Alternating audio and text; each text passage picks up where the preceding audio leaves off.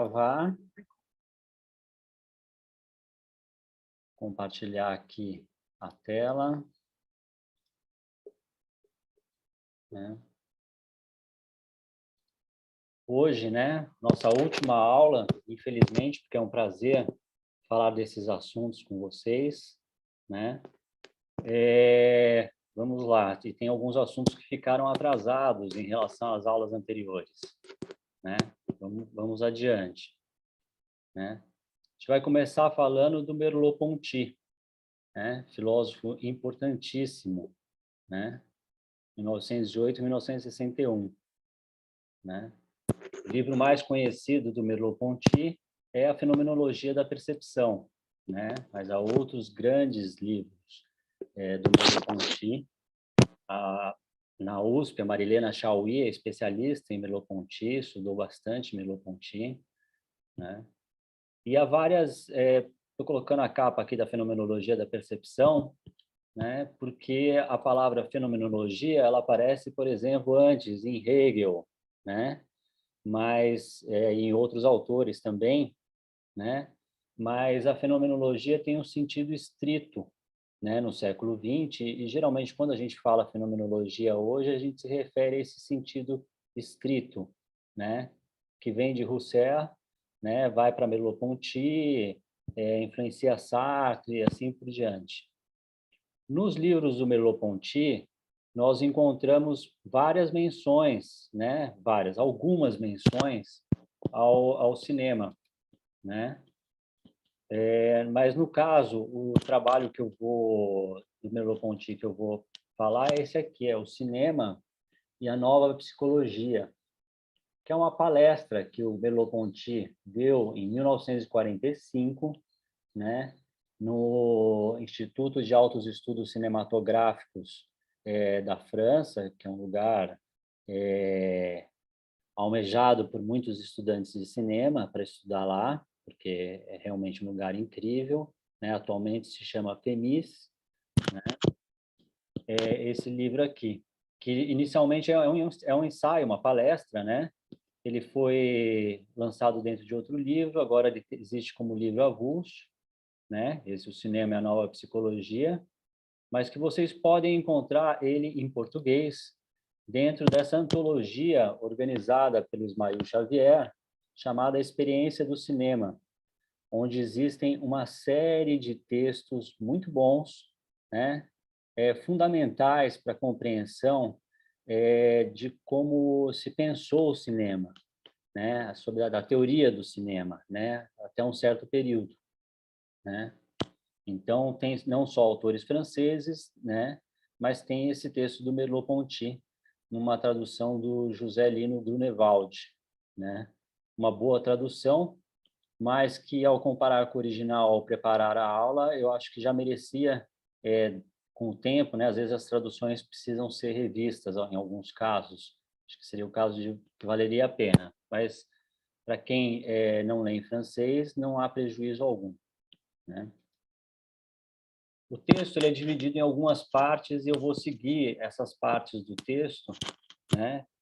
Porque eu acho que é importante para a compreensão do que vem a ser a própria fenomenologia, no sentido que Merleau-Ponty dá, né? E para que a gente possa compreender o sentido que ele atribui ao cinema, né?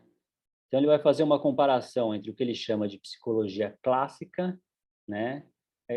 Ele não chega a definir claramente o que é essa psicologia clássica, mas é como se ele falasse desde como o Descartes pensou o sujeito, né? Até passando por outros autores, e o que ele chama de nova psicologia, no caso, né, é a teoria da Gestalt, Gestalt Theory, né? Então, vamos lá, né? O texto, né? Aí eu acho que é um exercício bom para a gente fazer, porque dentro do departamento de filosofia da USP, né?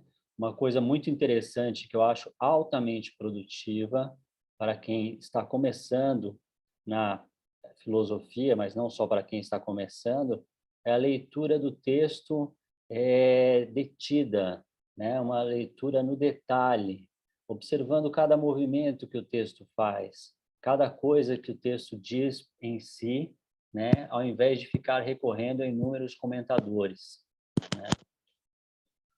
O texto ele começa com uma oposição entre o que ele chama de psicologia clássica, que eu comentei com vocês, e a nova psicologia, né? A teoria da Gestalt, né? Para a psicologia clássica, nosso campo visual é uma soma de sensações, diz Merleau-Ponty. Já a nova psicologia, né, a teoria da Gestalt, considera que aquilo que chega à nossa percepção aparece como um conjunto. Então, nós já temos uma primeira diferenciação. Na psicologia clássica, temos algo que é soma, né? Na nova psicologia, tal como o Merleau-Ponty chama, nós temos as coisas chegam à nossa percepção, né, como um conjunto, né? Está escrito errado aqui no texto. Copiei errado. Mas a questão da percepção abordada no texto não se restringe somente à percepção visual, né? Para falar da percepção auditiva, Merleau-Ponty usa o exemplo de uma melodia, né? Ela não é uma soma de notas. Cada nota vale apenas pela função que exerce no conjunto. E por isso, a melodia não fica sensivelmente modificada com uma transposição. Isto é, caso se mudem todas as notas que a compõem, respeitando-se as relações e a estrutura do conjunto. Aqueles que têm familiaridade com música, né, sabem perfeitamente o que Merleau-Ponty está dizendo aqui, né? Porque às vezes um cantor ou uma cantora, a voz, né, vai se afinar melhor se a música estiver num tom de dó, ou se estiver no tom de sol, ou, enfim, si, as 7 notas, né? O que acontece? Você pega aquela estrutura da música e você transpõe de um tom para o outro, né? Você transpõe de dó para sol. O que acontece, né? As relações e a estrutura do conjunto se mantêm. Então, você reconhece o samba de uma nota só, ou sabiá, ou tropicália, né? Sejam elas tocadas num tom ou em outro, né? Porque você reconhece justamente, né, as relações que existem entre as notas, né, e a estrutura do conjunto, né? De novo, percebam como ele está sublinhando a questão de que não é uma soma, né, mas um conjunto. Isso é o importante aqui para o Merleau-Ponty. Na psicologia clássica, diz ele, constitui um lugar comum dizer que possuímos 5 sentidos e que, à primeira vista, cada um deles existe como um mundo sem comunicação, né? Nós temos o olhar, o tato, né? Mas é como se eles não se comunicassem, né?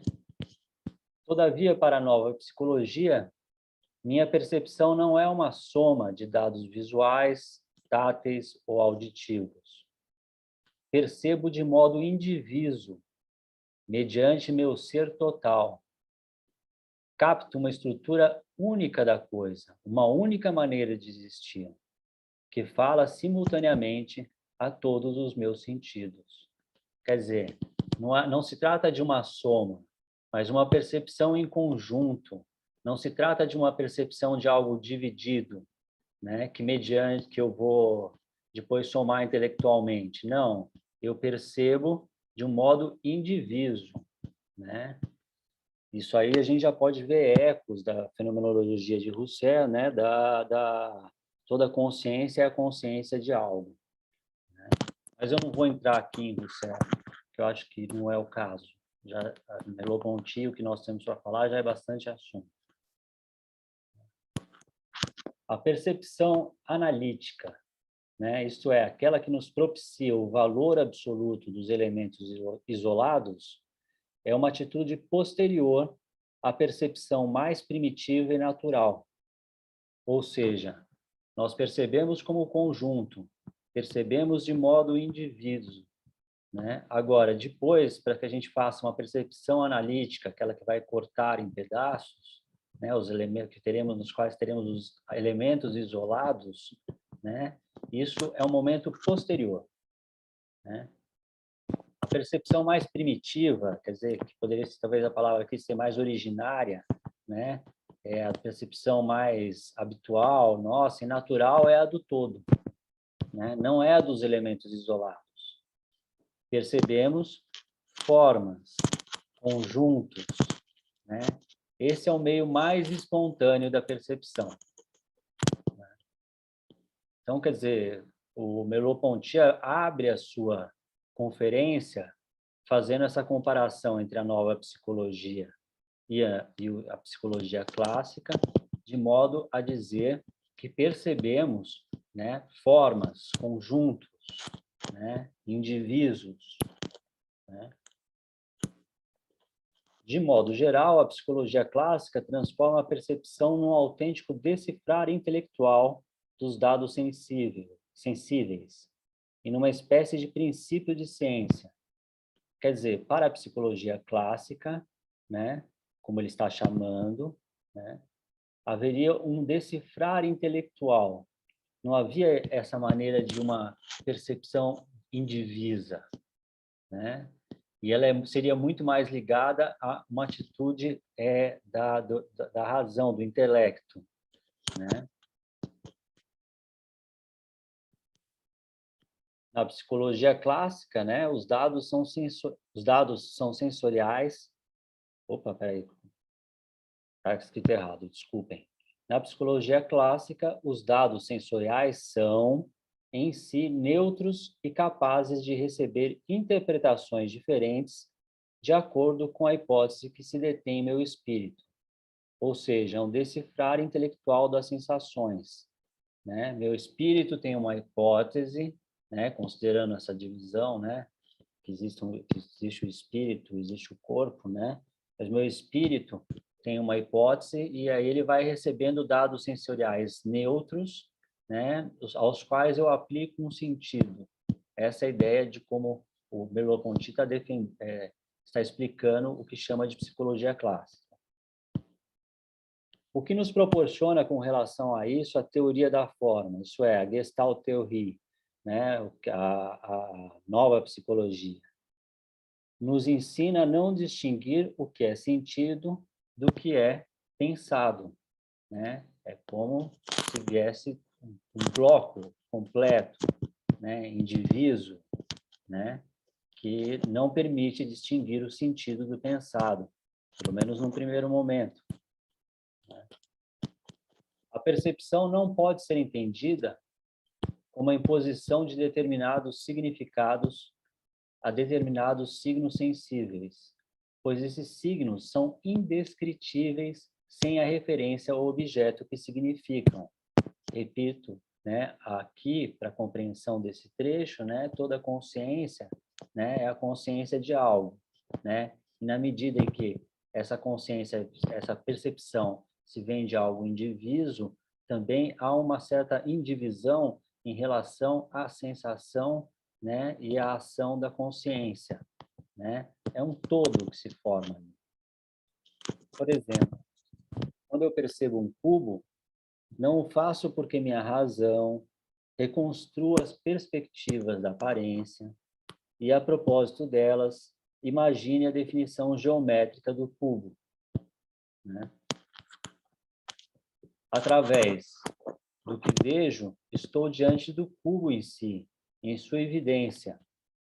O cubo é captado pelo meu olhar, aparece diante de mim, não é construído pela inteligência, né? Quando eu vejo um cubo, né, isso vemos um cubo ou uma esfera, o que seja, né? A gente não fica, como para usar aqui a expressão dele, não é que eu reconstruo as perspectivas daquilo que eu estou vendo, né, dentro da inteligência, né? O que eu vejo é o cubo que está diante de mim, sua evidência. Até a percepção do movimento, que de início parecia depender diretamente do ponto de referência escolhido pela inteligência não é mais do que um elemento da organização global do campo, né? Ou do horizonte.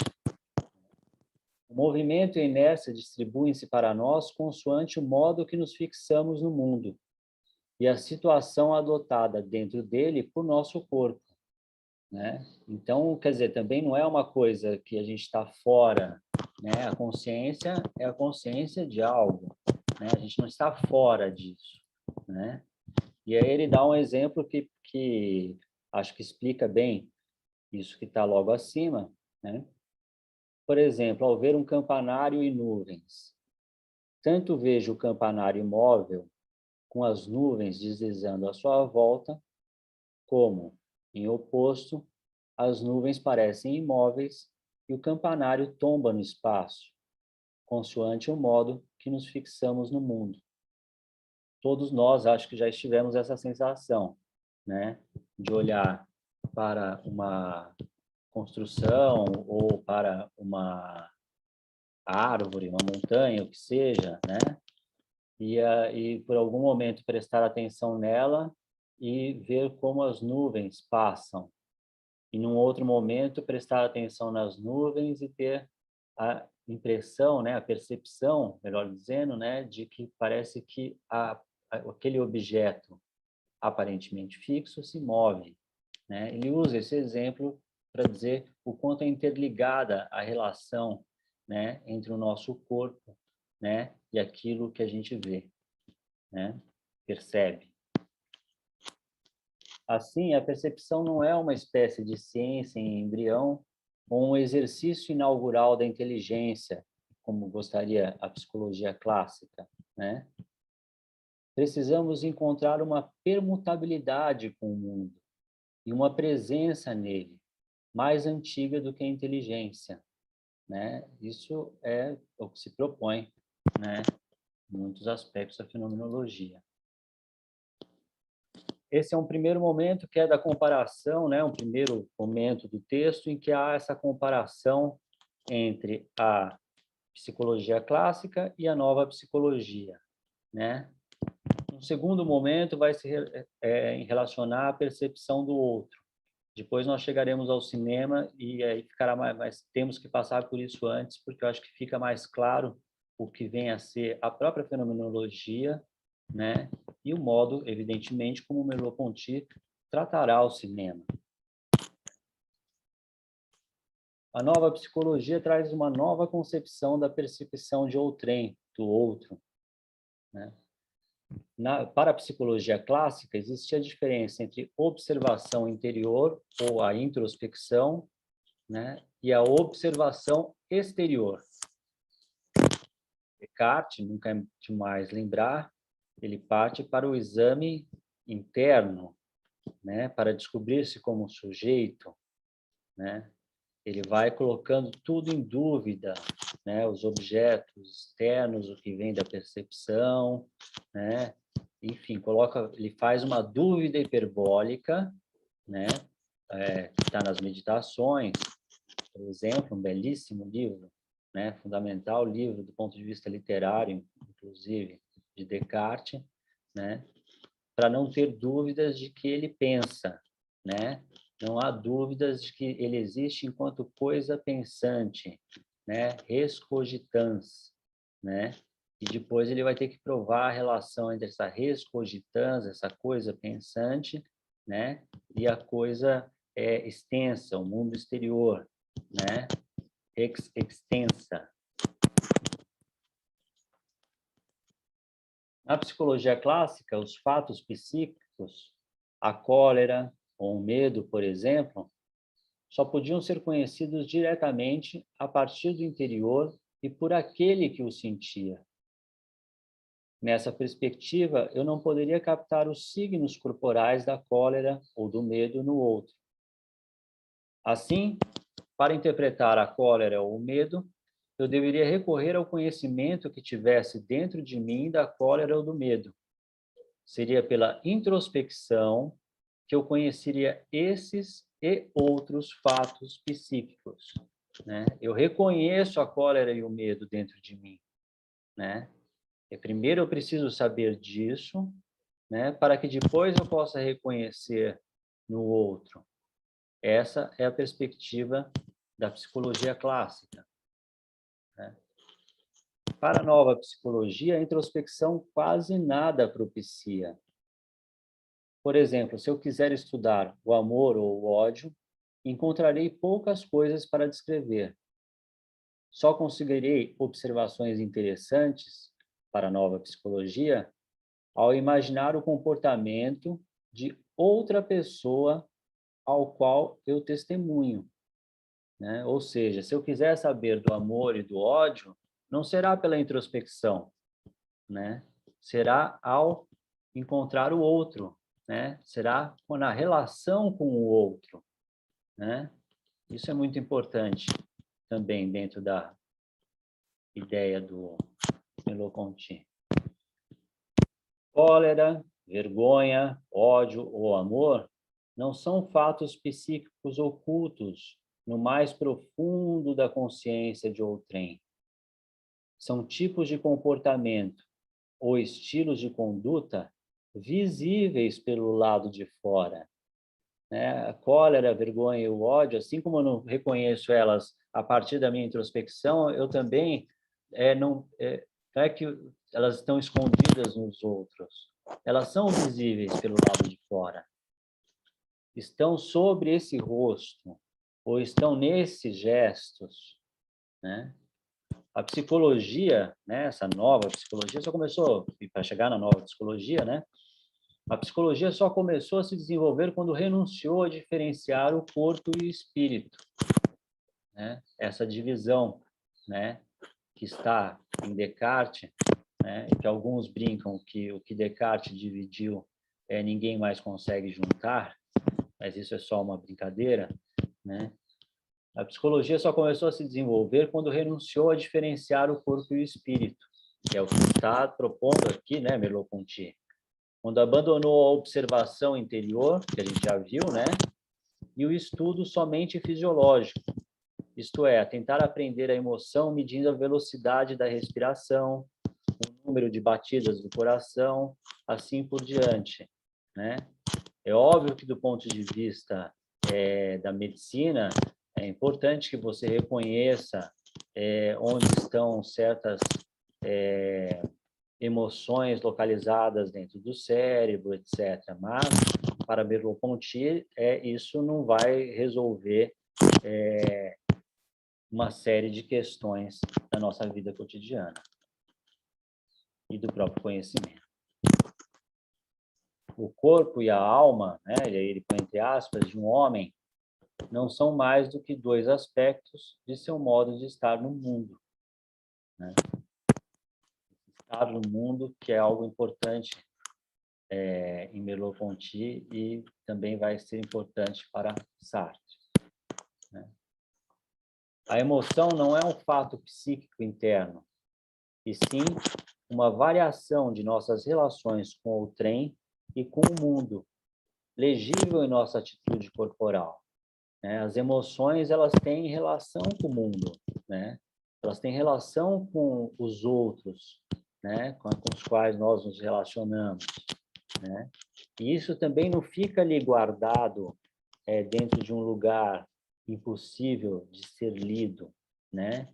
Essa ideia de você não separar entre alma e corpo, de que seu corpo aparecem os sinais exteriores da emoção, né? Isso é legível no outro, né? Então há uma relação aí, né, de entre pessoas, né? Essa relação entre mundo, né? Entre nós, entre o eu e o outro, entre o eu e o mundo, né? O trem, o outro, né, me é dado como evidência, como comportamento. E aí ele usa um exemplo curiosíssimo. Por exemplo, caso se pedisse para pessoas associar fotografias de muitos rostos, gravações de muitas vozes, tudo separado, e a reprodução de muitas páginas escritas, teremos mais ajuntamentos corretos do que errôneos. Qual o motivo? Porque reconhecemos uma determinada estrutura. Voltamos aí à nossa parte inicial ali da aula, né? Conjunto, estrutura, indivíduo, né? Reconhecemos uma determinada estrutura comum a cada voz, fisionomia, gestos, ao andar de cada pessoa. Cada pessoa não é para nós mais que essa estrutura, né? Ou esse modo de andar no mundo, né? Esse modo de estar no mundo, melhor dizendo, né? Então, é uma ideia justamente dessa percepção indivisa. De modo geral, a nova psicologia nos faz ver no homem, no ser humano, não mais uma inteligência que constrói o mundo, né, que era o caso da psicologia clássica, mas um ser que nele está lançado no mundo. E a ele também ligado ao mundo por um elo natural. Em decorrência, a nova psicologia, né, nos ensina de novo a observar este mundo, né, com o qual estamos em contato, através de toda a superfície do nosso ser. Enquanto a psicologia clássica renunciava ao mundo vivido, em favor daquele que a inteligência conseguia construir. Né? Vejam vocês, essa a ideia de que Merleau-Ponty está querendo desenvolver aqui. Né? Com isso, né, colocados esses dois momentos, que eu dividi em dois momentos iniciais do texto de Merleau-Ponty, né, vamos ao momento em que ele vai falar especificamente de cinema, onde todas essas ideias relativas à nova psicologia, né, serão pensadas em função do cinema, né, serão colocadas em função do cinema. Né? Acho que tem alguém com o microfone ligado, se puder desligar, eu agradeço. Vamos lá. Se agora examinarmos o filme como um objeto a se perceber, podemos aplicar tudo o que acaba de ser dito sobre a percepção em geral. E comprovar-se-á que a nova psicologia esclarece a natureza e a significação do filme. Vejam Merleau-Ponty. Além disso, que a nova psicologia nos conduz às reflexões dos melhores estetas do cinema. No caso, é Roger Lenhard, né, que é um crítico importante de cinema na França, né, e também cineasta, né, mas mais conhecido como crítico, né, e que Merleau-Ponty falará que existe uma relação entre os apontamentos, né, de alguns críticos com o que a nova psicologia propõe. Diga-se inicialmente, né, que um filme não é uma soma de imagens, mas uma forma temporal. Né? Então, temos aí já o primeiro momento daquilo que nós estávamos falando. Né? Antes, a gente estava falando sobre a soma, né? A percepção da psicologia clássica como soma, né? Ou a percepção da nova psicologia, da Gestalt, né? Como conjunto, né? Como forma indivisa. E aí Merleau-Ponty coloca que, na verdade, não se trata de uma soma de imagens ao ver um filme, né? Mas se trata de uma forma temporal. Né? O cinema existe no tempo, não é feito somente de som. Te lembra em seguida, né, o experimento de Kuleshov. Né? Ele até fala, ele se engana na conferência e fala que trata do Pudovkin, mas é Kuleshov. Né? A repetição, né? O que é o experimento de Kuleshov? Né? A repetição do primeiro plano de um ator, né? Montado entre planos de um prato de sopa, uma morta em seu caixão e uma criança brincando. Diz ele que o público ficou surpreendido pela variedade das expressões do ator, quando, na verdade, a mesma tomada havia sido utilizada 3 vezes. Quer dizer, tem o ator, prato de sopa, morta, prato de sopa, ator, prato de sopa, ator, morta no caixão, ator, criança brincando. só que o ator é sempre o mesmo. Só que o público, ao ver isso, percebia, justamente porque as coisas são tomadas em conjunto, como se houvessem alterações na feição do ator. Né? Daí, Merleau-Ponty conclui, né, o sentido de uma imagem depende daquelas que a precedem no correr do filme, e a sucessão delas, né, a sucessão dessas imagens, cria uma nova realidade, não equivalente à simples adição dos elementos empregados. Né? O cinema é uma forma temporal. Aí ele vai citar esse crítico que eu falei, cineasta, né, Roger Linhart, né?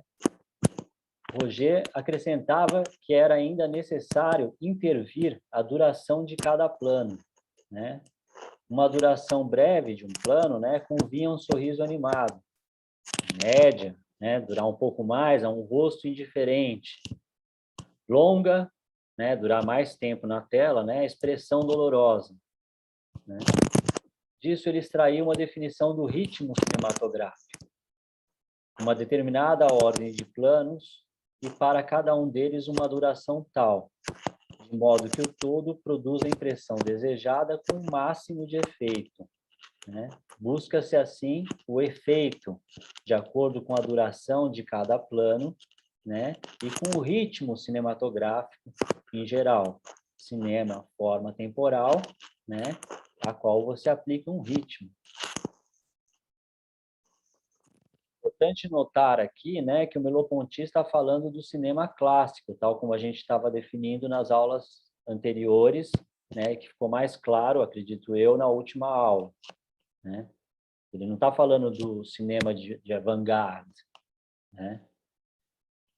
No caso de Linhart, por exemplo, ele celebra a convergência da nova psicologia com uma reflexão alinhada com a concepção de uma decupagem clássica. No caso, a busca do máximo de efeito pelo ritmo cinematográfico.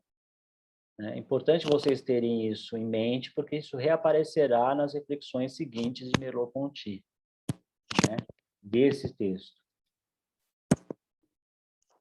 O que Merleau-Ponty disse a respeito da imagem aplica também ao som, né, o som no filme. Não é somente a adição de palavras ou de ruídos, mas também uma forma. Né? Existe uma edição, um ritmo do som, assim como vimos da imagem. Por exemplo, num filme, quando vemos, né, dois atores em um plano geral no alto das galerias, ouvimos suas falas como se fosse uma declamação. Né? A gente está vendo eles pequenininhos lá no alto. Né? É como se os personagens fossem vistos e ouvidos pelos outros. Né? Mas, de repente, no mesmo filme, né, quando a gente vê os dois atores no mesmo lugar, só que bem de perto, em planos mais fechados, em primeiros planos, que seja, né, e falando em voz baixa, é como se nós estivéssemos na intimidade dos dois, ouvindo algo que não dizem para os outros que os veem e escutam. Quer dizer, quando a gente está com a câmera lá em cima, né, vendo esses dois atores falando baixo, nós sabemos que aquela multidão para a qual eles declamavam, né, não está ouvindo o que eles dizem. Então, existe uma percepção de conjunto que é dada pela imagem e pelo som. Depois de examinar a imagem e o som, cada um isoladamente, Merleau-Ponty destaca a união de ambos, né? Que a união de ambos consuma uma totalidade nova e irredutível. Diz ele, um filme sonoro não é um filme mudo acrescido de sons e palavras. Né? Há uma união, se forma uma totalidade, um conjunto, uma forma indivisa. Né? Existiria, assim, uma inter-relação entre imagem e som que se transformam mutuamente. Por exemplo, caso tenhamos no som do filme um diálogo ou o silêncio dos personagens, a presença massiva de um ruído, ou o som sereno de uma paisagem, música ou não, cada uma dessas possibilidades formará diferentes uniões, diferentes totalidades com a imagem, né? Como eu já comentei rapidamente aqui, por exemplo, nos filmes de terror, né, muitas vezes, né, se cria a tensão, né, a partir do som, né? O som que indica algo, que algo vai acontecer dentro de uma casa vazia, né, já cria a expectativa de algo, né? É uma totalidade. A imagem da casa vazia quase praticamente nada significaria para criar esse terror se não fosse a música, né? É um exercício curioso, inclusive, de pegar cineastas que têm uma edição de som muito elaborada, como é o caso de David Lynch, por exemplo, né? E tirar a música, né? Para ver o que acontece ali. Daniel, Sim? desculpe te interromper, mas alguns alunos estão avisando que aquele som da semana passada, ele retornou. Eu acho que quando você mexe as suas mãos, Perfeito. isso faz um som alto. Até quando você acha que alguém está com o microfone ligado, na verdade, é esse som que está fazendo à medida que você gesticula. Ah, então manterei-me o máximo imóvel possível. Um cinema assim, eu farei mais um cinema assim, sem muita ação. Um cinema de tempo Mas ó, agora, real. por exemplo, desculpa, tá dando um pouquinho de interferência. Eu não sei se é o cabo do seu fone que roça em algum lugar, Ah, você. ou o microfone o microfone do headphone, o pessoal tá falando aqui no chat, enfim. O microfone o headphone aqui, eu posso até tirar o headphone e ver o que acontece, né? Vou tirar, vamos ver. Tá. Espero que... Será que mudou alguma coisa ou não? A sua voz está mais alta, inclusive. O pessoal tá Ah, falando então que deve ser melhorou, uma é. interferência do headphone entrando ali. Tá bom, tá ótimo. Resolveu. Então, seguimos, né? Casa de ferreiro, espeto de pau, né? Fica dando problema no som, na imagem, né? Enfim, vamos lá, né? Merleau-Ponty diz: o que quer dizer um filme, né? É uma afirmação forte, né, para nós que estamos pensando em filosofia e cinema, né? O que significa, que quer dizer o filme? Cada um, né, cada filme narra uma história. Aí estamos vendo que se trata de cinema clássico. Isto é, um determinado número de acontecimentos que acionam personagens. O cinema falado, com seu diálogo envolvente, completa a nossa ilusão. Daí concebe-se muitas vezes o filme como sendo a representação visual e sonora, a reprodução mais fiel possível de um drama, o qual a literatura somente poderia sugerir com palavras. O equívoco se mantém porque existe um realismo fundamental pertinente ao cinema. Os intérpretes devem atuar com naturalidade. A direção deve ser a mais verossímil possível. Quer dizer, vários elementos aqui que nós vemos que dizem a respeito ao cinema clássico, né?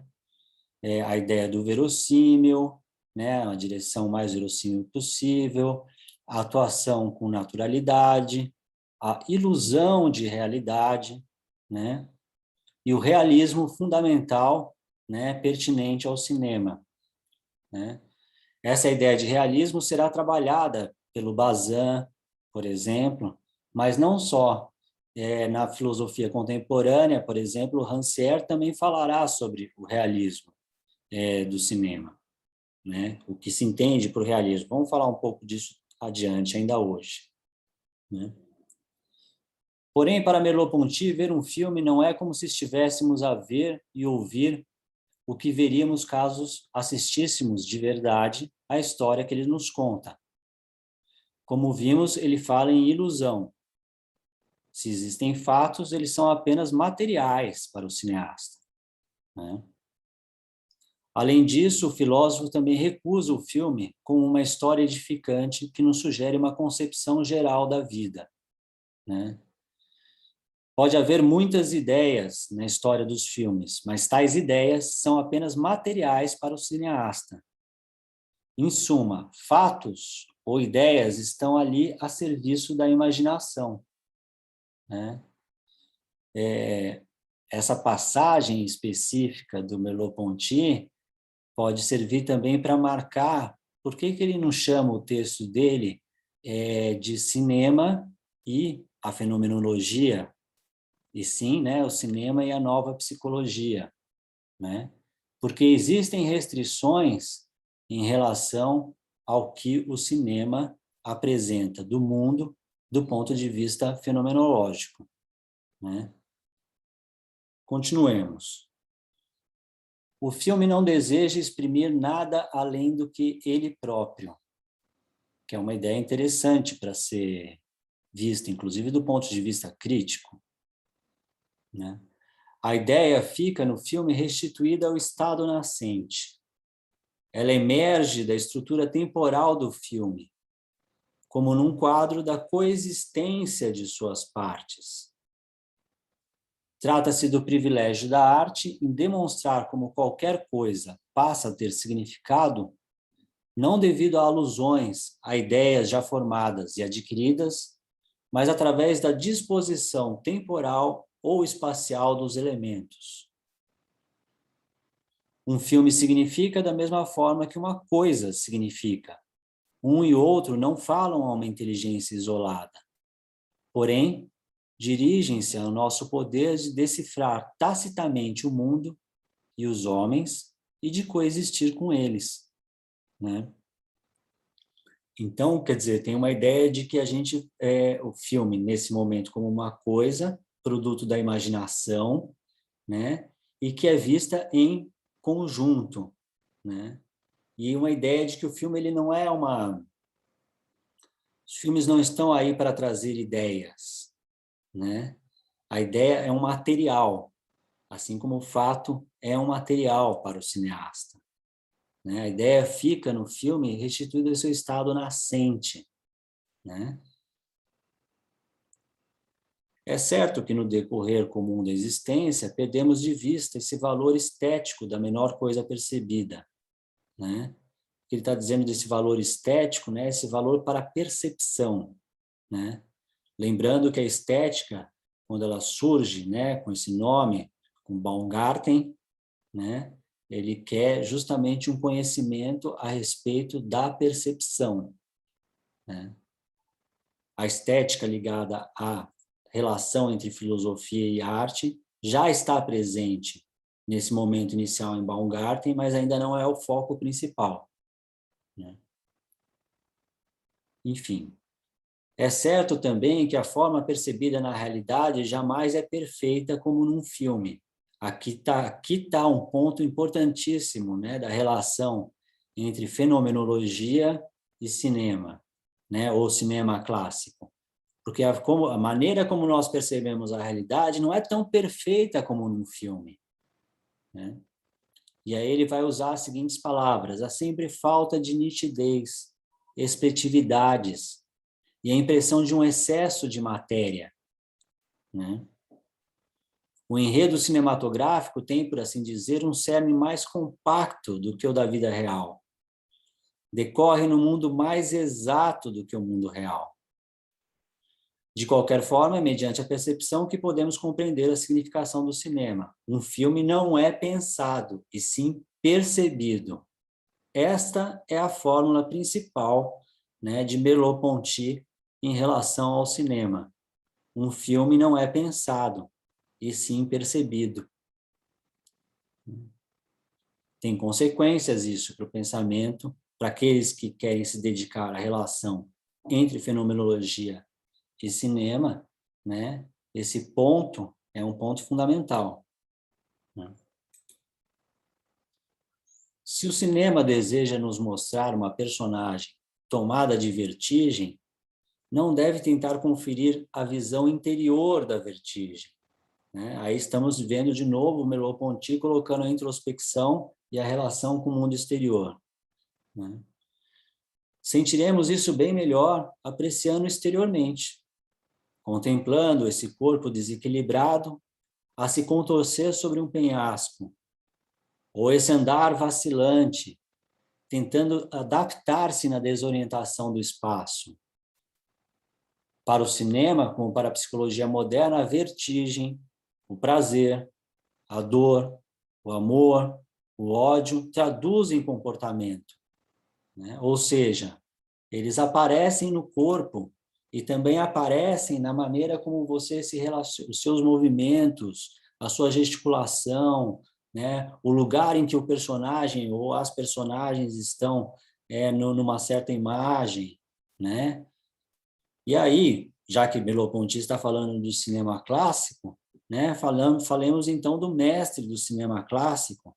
Merleau-Ponty fez essa conferência em 45, né?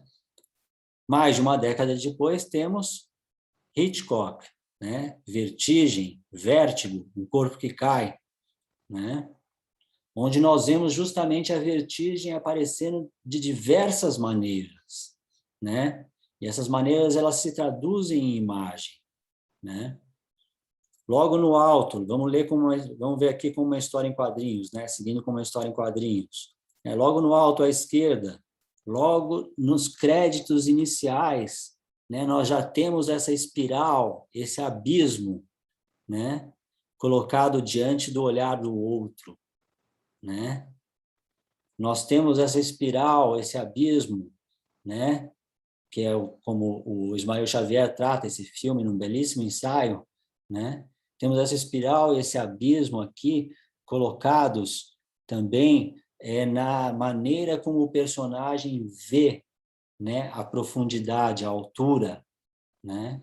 Hitchcock, como muitos sabem, inventou uma maneira de criar oticamente, né, através de uma relação contrária entre zoom e aproximação de câmera ou distanciamento de câmera, né? Essa ilusão, esse achatamento da perspectiva, né?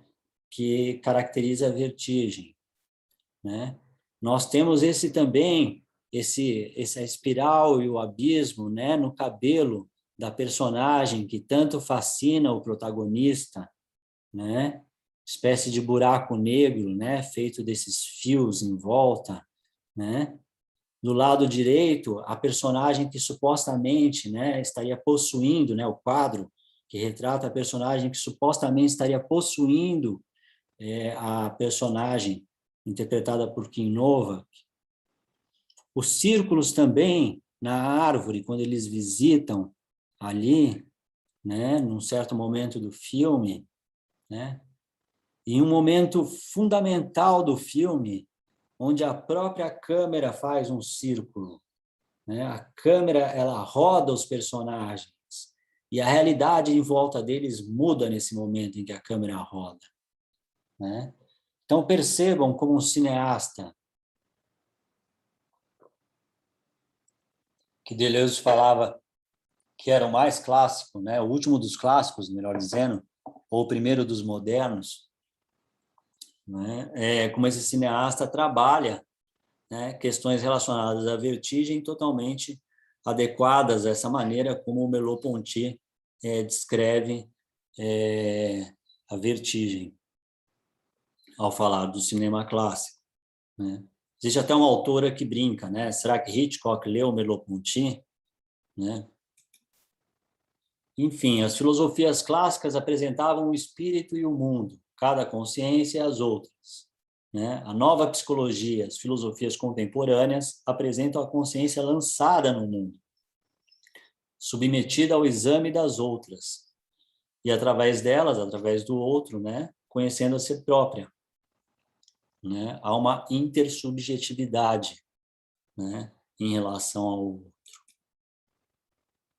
Uma boa parte da filosofia fenomenológica ou existencial consiste na admiração dessa inerência do eu ao mundo e ao próximo, em fazer ver o elo entre o indivíduo e o universo, entre o indivíduo e os semelhantes, ao invés de explicar, como os clássicos, por meio de apelos ao espírito absoluto, né? Você tem um espírito absoluto, seja ele uma espécie de gênio bom que guia a história, né?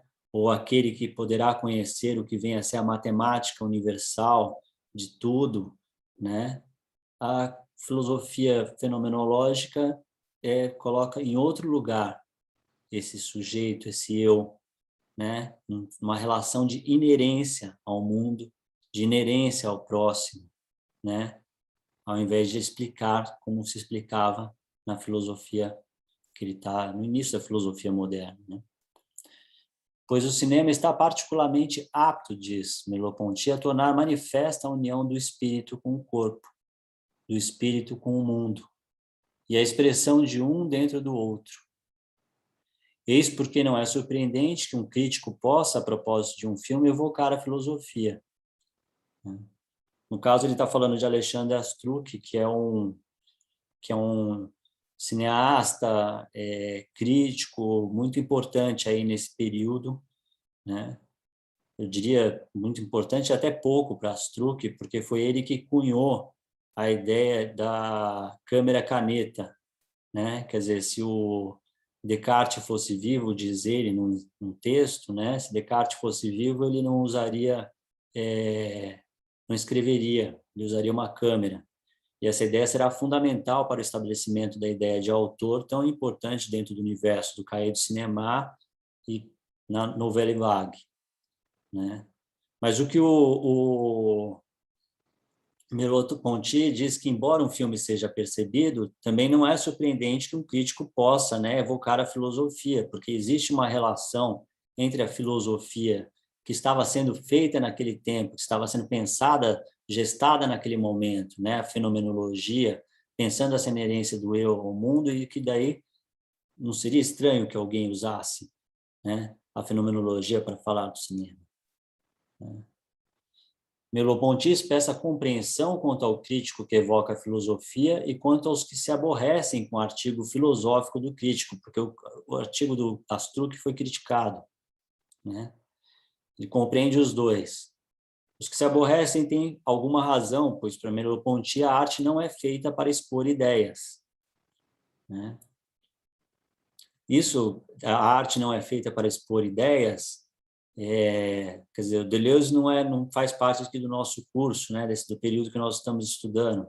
Mas, por exemplo, Deleuze vai falar que a filosofia cria conceitos, ao passo que o cinema cria blocos, né, de espaço e duração, né, de movimento, né? Ou seja, há uma diferença da criação num caso e do outro, né? Merleau-Ponty também diz que a arte não é feita para expor ideias, né? O crítico que evoca a filosofia também tem alguma razão, pois a filosofia contemporânea não se constitui no encadeamento de conceitos, e sim no descrever a fusão da consciência com o universo, seu compromisso dentro de um corpo, sua coexistência com as outras. E esse assunto é cinematográfico por excelência, né? Então, Merleau-Ponty se coloca ali, ele entende os dois lados, né? E explica, né? E aí é curiosíssimo isso no texto, né? Que é porque a fenomenologia se desenvolve na época do cinema. Merleau-Ponty trata esse ponto, né?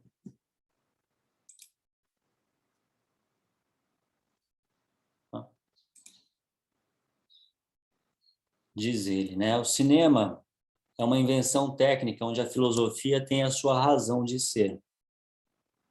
Todavia, não devemos exagerar, afirmando que essa filosofia provém do cinema e o traduz no terreno das ideias. Quer dizer, não é que a fenomenologia nasceu do cinema, né, e traduz o cinema nas ideias. E aí ele põe uma questão, pois o cinema pode ser mal utilizado. E o instrumento técnico, uma vez inventado, tem de ser retomado por uma vontade artística, né, a imaginação, e tornar-se como que inventado uma segunda vez, antes que se chegue a construir filmes de verdade, né? Então, ao mesmo tempo que ele estabelece uma proximidade grande com o cinema, ele também estabelece uma distância em relação ao cinema, né? Tem esses dois aspectos nesse texto do Merleau-Ponty, né? E aí ele diz uma frase muito citada, né? Se então a filosofia e o cinema estão de acordo, quer dizer, esse cinema inventado uma segunda vez, né, nas mãos de uma vontade artística, se então a filosofia e o cinema estão de acordo, se a reflexão e o trabalho técnico, né, correm no mesmo sentido, é porque o filósofo e o cineasta têm em comum um certo modo de ser, uma determinada visão do mundo que é aquela de uma geração, né? Então, ele acha que existe uma intersecção possível de uma certa visão de mundo, e essa visão de mundo é de uma geração. Ele coloca como num tempo histórico, né?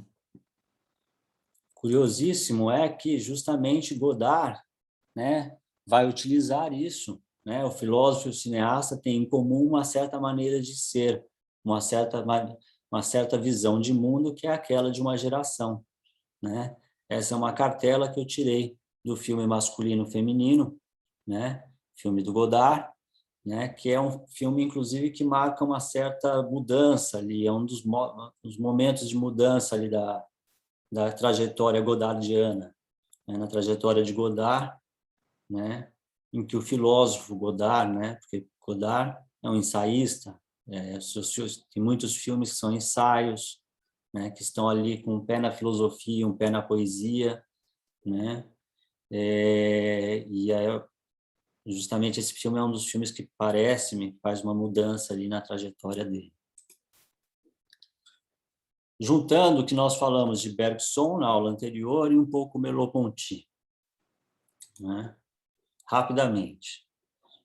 Há uma diferença no modo como Bergson e Merleau-Ponty abordam o cinema. Para o primeiro, há uma ênfase na ilusão, né? Para Bergson, a gente viu isso. Para o segundo, uma possibilidade de acordo, no qual a filosofia e o cinema podem correr no mesmo sentido. Quer dizer, Merleau-Ponty não deixa de apontar a ilusão, né? Mas há uma possibilidade de acordo, mesmo que não tão especificada assim nos textos Merleau-Ponty. Fenomenólogos posteriores a Merleau-Ponty tentarão desenvolver isso com mais detalhe. De certo modo, tal diferença já assinala posições posteriores da filosofia francesa em relação ao cinema, ora tomado como ilusão, ora contado como possibilidade de conhecimento, quando não as duas coisas ao mesmo tempo, né? Aí já se traçou nesses autores uma ideia de como o cinema vai ser tratado posteriormente pela filosofia francesa, né? Trata-se de uma tensão constitutiva da relação entre o cinema e a filosofia francesa, que, para abreviar, podemos citar uma afirmação de Alain Badiou, filósofo contemporâneo, né? Badiou, né, segundo ele, o cinema é uma situação filosófica por uma razão ontológica, isso é, relativa ao ser, né? Uma vez que ele cria uma relação entre a aparência e a realidade, entre uma coisa e o seu duplo, entre o virtual e o atual. Quer dizer, ele põe o cinema como situação filosófica. Badiou tem um livro inteiro que recolhe artigos dele de cinema. Existe em francês e em inglês, né? E no Brasil também tem um trecho de uma palestra dele, mas ela está incompleta na versão, é diferente da versão francesa, então não sei se vale a pena recomendar. Mas no pequeno manual de Inestética, ele tem um capítulo dedicado ao cinema. Agora, esse trecho, Situação Filosófica, está nesse livro, que é uma palestra que ele deu em Buenos Aires, né? Está nesse livro, O Cinema, que eu comentei. Então, aqui a gente, né, fechando esse aspecto. Vamos falar agora um pouco, para a gente começar a entrar em Sartre, né? Eu sempre um pouco atrasado, mas vamos lá. Né? A revista Le Temps Moderne, né? Os Tempos Modernos, nome de filme, né? Nome de Chaplin, né? aqui, né, o último exemplar, né, dela, né, revista que foi fundada em 45 e foi, né, chegou até o número 700, né, 73 anos, né, enfim. Outro ponto a ressaltar da relação entre a filosofia e o cinema na França, ligado a Merleau-Ponty, mas também a Jean-Paul Sartre, é a revista fundada pelos dois, né, Le Temps Moderne. A revista publicou de maneira mais ou menos regular textos de vários nomes ligados ao cinema. Alexandre Astruc, que a gente falou, Bazin, que eu vou falar, Domarquis, Dor, Lenhardt, o cineasta Henrique Romer, fundamental, né? No entanto, entre esses nomes ligados ao cinema, a referência principal não era o Merleau-Ponty, mas Sartre, né? E aí, voltamos a Jean-Paul Sartre agora de uma outra maneira. Eu vou trocar aqui o compartilhamento de tela aqui.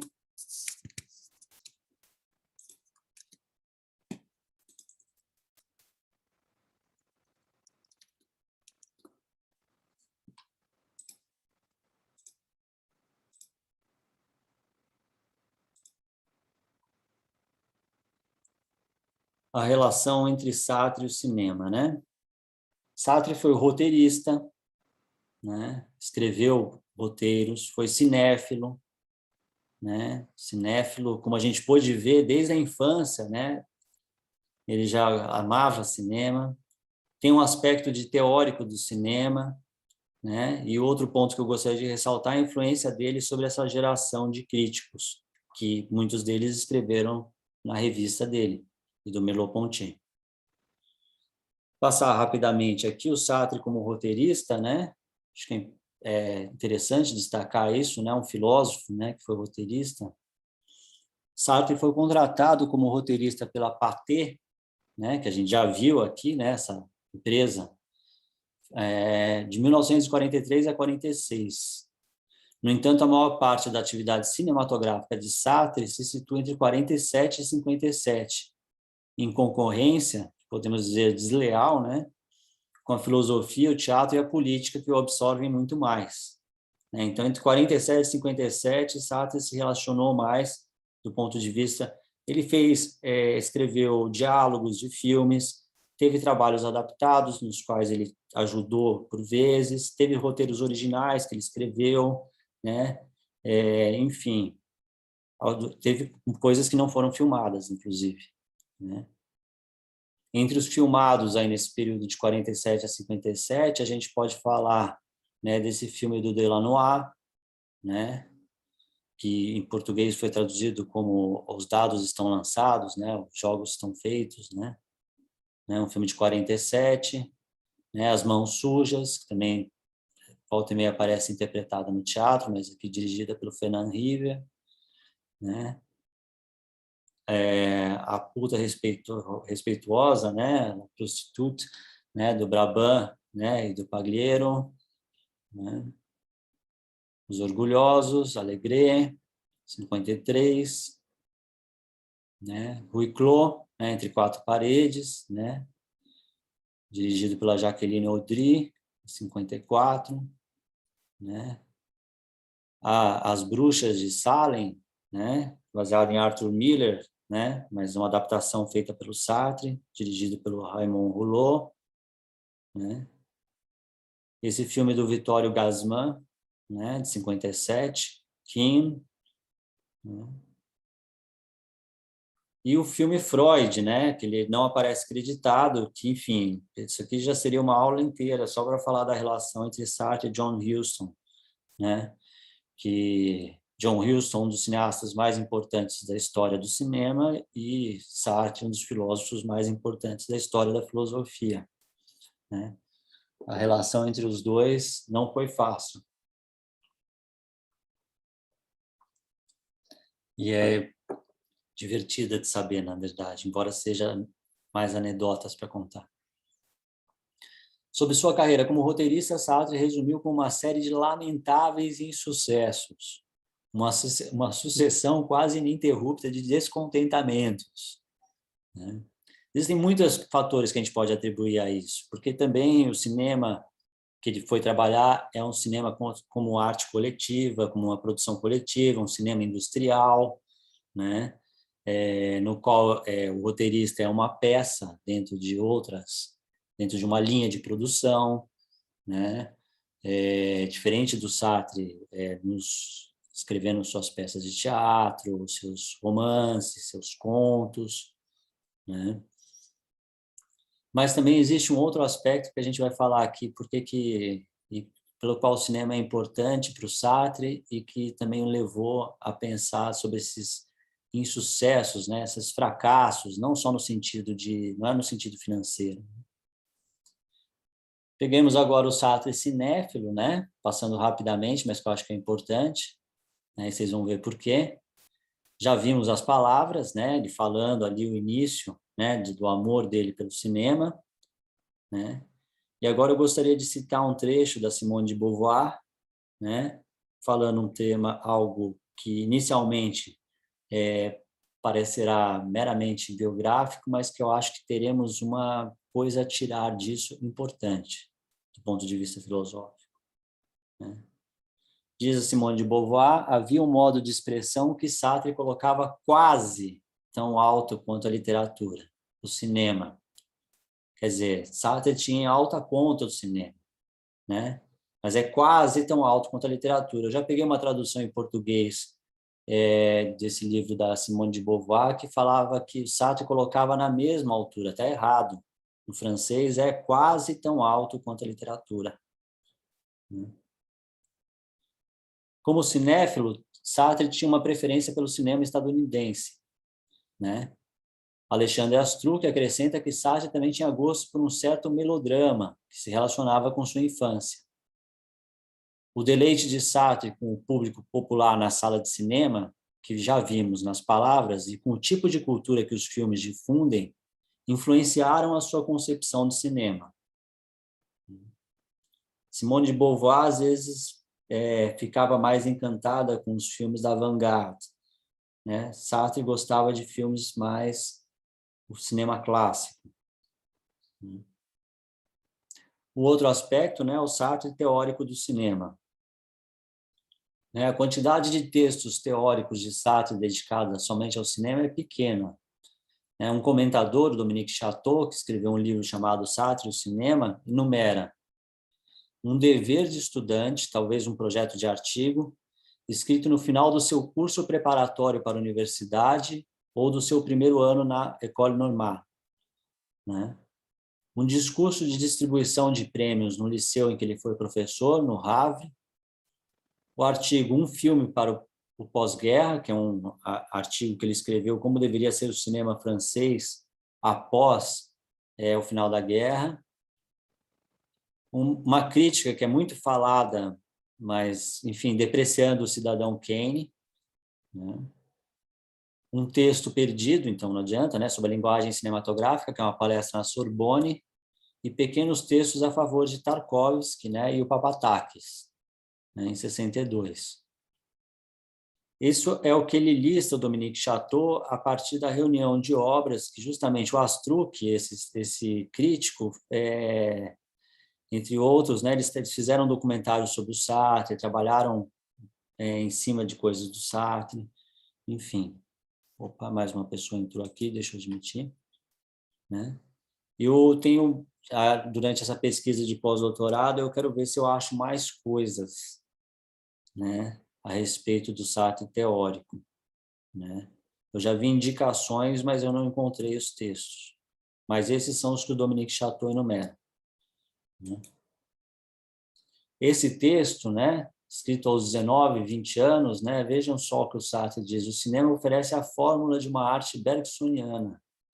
Ele inaugura mobilidade e estética, né? Vejam, Sartre aqui, em 1924, 1925, né, já falava algo, né, que Deleuze foi falar muito adiante. Diz ele também: uma filosofia nova destronou a das ideias imutáveis. Para o presente, não há mais realidade senão na mudança. O cinema inaugura mobilidade em estética. O filme é como uma consciência, pois uma corrente indivisível, né? Uma organização de estados, uma fuga, um escoamento indivisível, inapreensível, como o nosso eu, né? Tudo isso muito marcado, né, pela essa ideia de mutação, né, de mutação, de mobilidade, né, de transformação, devir, né? Aqui é um Sartre juntando cinema e Bergson, né? Já no discurso do Havre, né, que é uma cidade da província francesa, né, onde o cinema, enfim, era considerado daquela maneira como a gente já viu, né, o próprio avô do Sartre considerar, ele fala assim: seus pais podem ficar tranquilos, o cinema não é uma escola ruim, é uma arte de aparência fácil, extremamente difícil no fundo, e muito proveitosa se bem compreendida. É que ela reflete, por natureza, a civilização do nosso tempo. Esse é o discurso do Havre, né? Deixa eu admitir aqui mais uma pessoa que entrou. Sobre a relação teórica de Sartre com o cinema. Tudo isso poderia ser ampliado e muito, né? Eu até devo fazer em breve algum curso só sobre a relação entre Sartre e o cinema. Estou só pincelando coisas, né, para que a gente possa chegar num outro ponto que eu me propus a dizer nesse curso aqui, né? E aí outro depoimento, né, da Simone de Beauvoir, que eu acho muito importante. Foi vendo passarem imagens numa tela, né, que Sartre, né, teve a revelação da necessidade da arte e que ele descobriu, por contraste, a deplorável contingência das coisas dadas, né? Sartre, né, lembra como a gente viu Merleau-Ponty falando que o mundo, né, que aparecia no cinema era um mundo muito mais organizado do que aquele mundo que nós vivemos, né? É como se houvesse dentro desse cinema, e sobretudo cinema clássico, né? Estamos falando de cinema clássico aí, uma relação de necessidade entre as coisas, né? Que na vida real não existe, ao qual estamos entregues à contingência, né? Então, a se fiar no relato de Simone de Beauvoir, né? O cinema teve uma influência teórica para Sartre, né? Fundamental, né? Para o existencialismo, essa ideia de contingência, né? Mas por oposição, porque o cinema justamente não trabalharia esse cinema que o Sartre tanto gostava, a questão da contingência. O Sartre, numa entrevista, né, um filme dirigido pelo Astrup, né, junto com aí comentadores do Sartre, né, como Michel Contat, né, esse filme existe no Brasil, né, em DVD, né. Ele comenta: eu sei que a ideia de contingência veio da comparação que se estabeleceu entre a paisagem dentro de um filme e a paisagem dentro da realidade. A paisagem de um filme, o diretor arranja para que ela tenha uma certa unidade e uma ligação precisa com os sentimentos dos personagens. Ao passo que a paisagem da realidade não tem unidade. Há uma unidade do acaso, e isso muito me impressionou. E o que me impressionou muito também é que os objetos dentro de um filme têm um papel preciso a sustentar, um papel ligado ao personagem, enquanto na realidade os objetos existem ao acaso. Quer dizer, há uma necessidade, né, dentro do filme, né? Se um objeto está lá no cinema clássico, ele tem sentido para aquela narrativa, ele quer dizer algo para aquela narrativa. Lembrem do exemplo de Vértigo, né, que eu citei, do cabelo da personagem, né, aos créditos iniciais, tudo ali está ordenado de tal maneira, né, a criar uma relação necessária entre os elementos, né? Já o mundo, enfim, não tem a mesma relação, né? ao menos do ponto de vista existencialista. Né? Deixa eu ver aqui o horário, se dá para falar um pouquinho de existencialista. Dá para falar rapidinho. Né? Uma ideia fundamental, né? Aí eu vou pegar o texto que, para aqueles que nunca leram sobre existencialismo, eu recomendo que comecem por ele, né?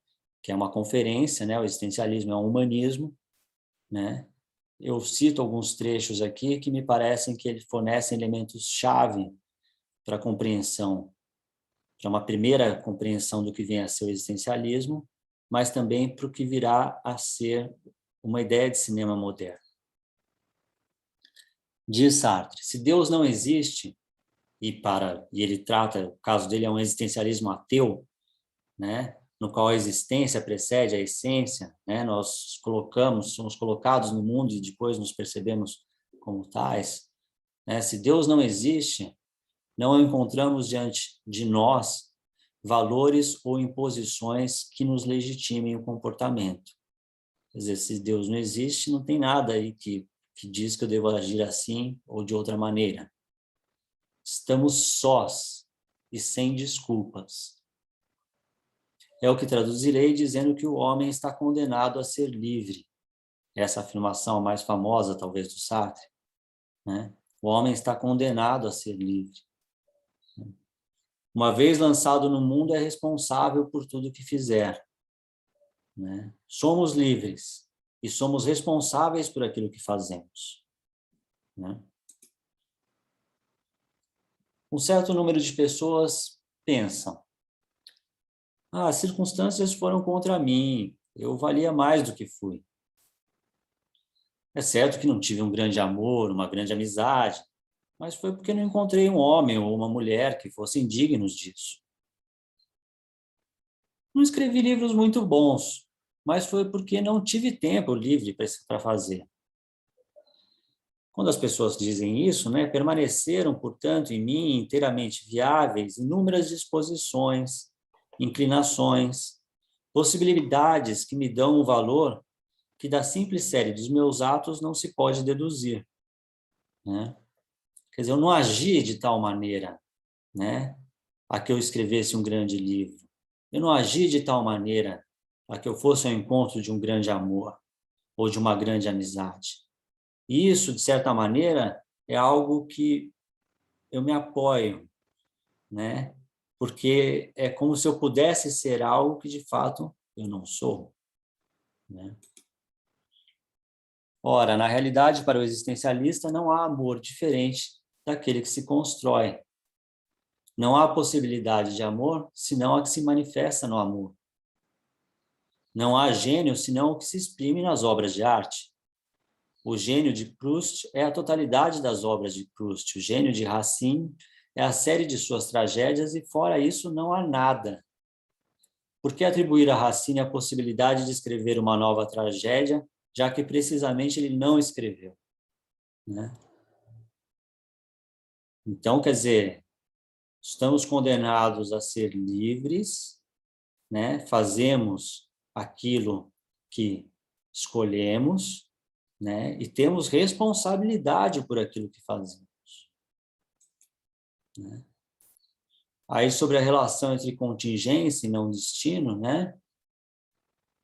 Se definimos a situação do homem como uma escolha livre, sem desculpas e sem auxílio, todo homem que se refugia na desculpa, né, que inventa um determinismo, é um homem de má fé. Má fé é um outro conceito importante aí dentro do existencialismo, né? É quando você inventa uma espécie de determinismo, né? É algo que não permitiu que você fizesse aquilo. Tem várias definições de má fé, né? Aí ele fala rapidamente no existencialismo, é um humanismo, né? Mas no seu grande livro, né, O Ser e o Nada, né? Eu acho que é aí sim há uma explicação bem mais consistente do que vem a ser a má fé. E eu convido todos a ler o livro, porque Sartre é um escritor delicioso, filósofo, que muitas vezes tem passagens impregnadas do melhor da literatura, e isso e muito colado à existência, enfim, como diz o próprio existencialismo. Então, é um livro belíssimo de se ler, né? Lá há uma fé bem desenvolvida. Ser livre é uma condição inscrita na gratuidade da existência. Quer dizer, não existe um Deus, um destino final, uma causa final, né? A pergunta, existimos, a que será que se destina? Né? Que alguns poderiam responder, existimos, a que será que se destina? Né? Deus estabelece esse destino, né? Ou viveremos para o paraíso, ou para o juízo final, ou para a revolução, né? Não tem essa causa final ali colocada em Sartre. Ser livre é uma condição inscrita na gratuidade da existência, na contingência originária. Se refugiar, por exemplo, em uma ideia de destino é para Sartre má fé. E aí passamos para a influência de Sartre sobre Bazin. Passei por Sartre um pouco rapidamente, mas será importante para a gente entender o que vem a ser o cinema moderno e chegar ao que eu acho que é a finalidade fundamental desse curso, que é estabelecer as bases, né? Não só da leitura, algumas bases que permitam ler esses autores que foram citados ao longo do curso, mas também para ver onde está situada a filosofia francesa contemporânea que se relaciona com o cinema. A influência de Sartre sobre Bazin é um capítulo fundamental. Já falamos, né? Bazin, né? Faleceu aos 40 anos, jovem. O Antoine de Bac, né? Que é um biógrafo, historiador, editor, né? Autor prolífico, né? Ele diz, ele até comenta biograficamente, há pelo menos um livro do filósofo Sartre que o crítico de cinema, em 1940, leu e releu, sublinhando diversos trechos, anotando-os compulsivamente. O Imaginário, né? A Psicologia Fenomenológica da Imaginação. Esse livro desempenhou um papel crucial na formação de Bazin. Curiosamente, esse livro Imaginário não fala sobre cinema, Sartre está pensando sobre outra relação com a imagem, né? Não é um livro sobre que o cinema aparece pensado ali, né? Imaginário, para aqueles que quiserem ler, também tem no Brasil, né? E eu cito aqui o Antoine de Bac, também é um texto, esse trecho está nesse livro Cinefilia. Esse livro é um livro delicioso para se conhecer a cinefilia francesa, né? Sobretudo do período que vai de 45 a 68, né? O período anterior da cinefilia francesa está no Sétima Arte do Ismael Xavier, por exemplo, né? Aí eu vou fazer uma comparação de textos entre textos do Sartre e do Bazin, que eu acho que aí sim se pegará ao que a gente está colocando desde o início como uma ideia de cinema moderno, né? Sugerindo desde o início, sem especificar até agora, né? Pego um trecho aqui desse livro, Situações, né? Publicado originalmente em 47, que saiu no Brasil pela Cossack Naif, né? Numa boa tradução, até onde todos os pontos que eu pude comparar com o francês, uma excelente tradução.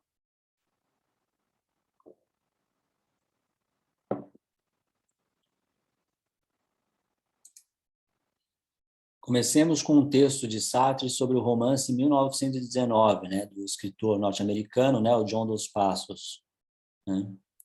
Vejam o que ele vai falar do John Dos Passos. Sartre tem uma admiração grande pela literatura do John Dos Passos, assim como de Faulkner, né, alguns escritores norte-americanos, estadunidenses.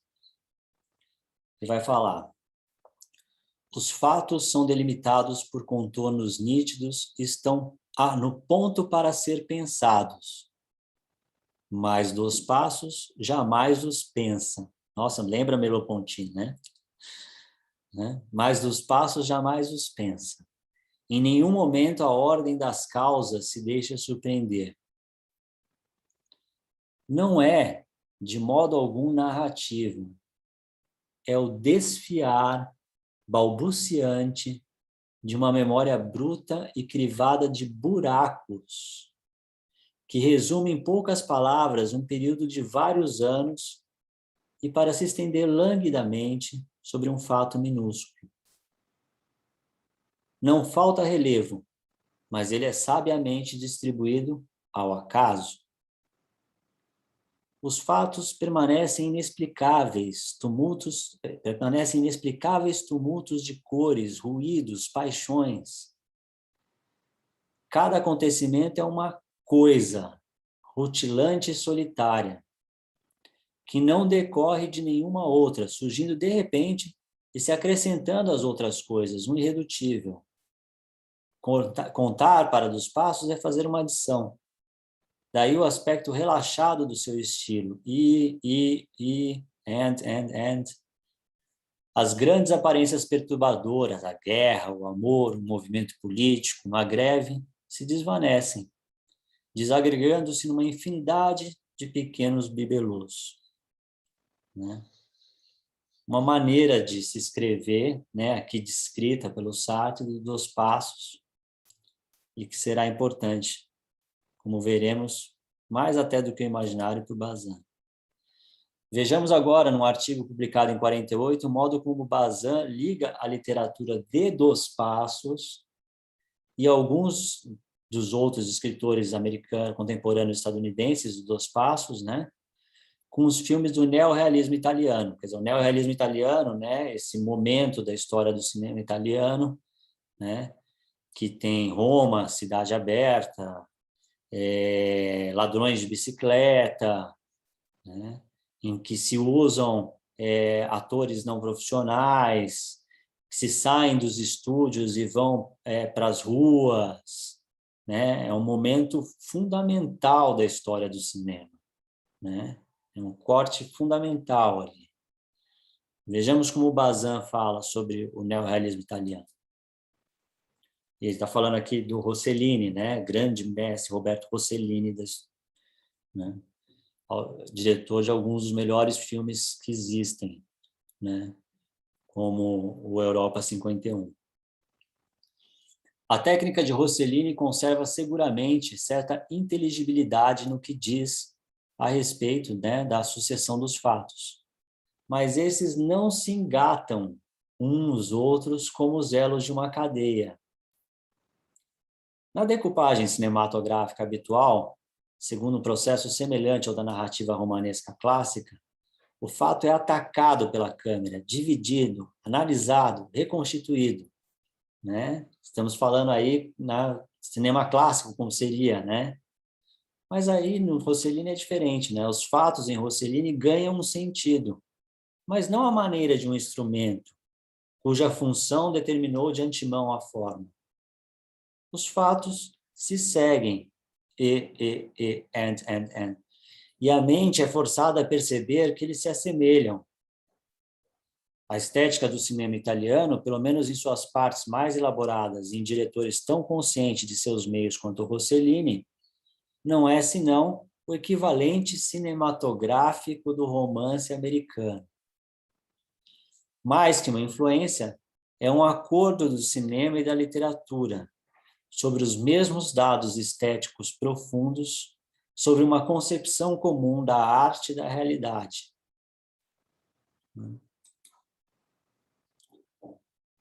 Leiamos também um outro artigo de Bazin, de 55, no qual o autor caracteriza o neorrealismo italiano. O que é neorrealista em Paisà, um filme do Rossellini, é a sua apresentação a um só tempo elíptica e sintética dos acontecimentos. O neorrealismo se recusa, por definição, à análise política, moral, psicológica, lógica social, o que quiser. Recusa, por definição, a análise dos personagens e as ações deles. Ele os considera como um bloco, não, claro, incompreensível, mas indissociável.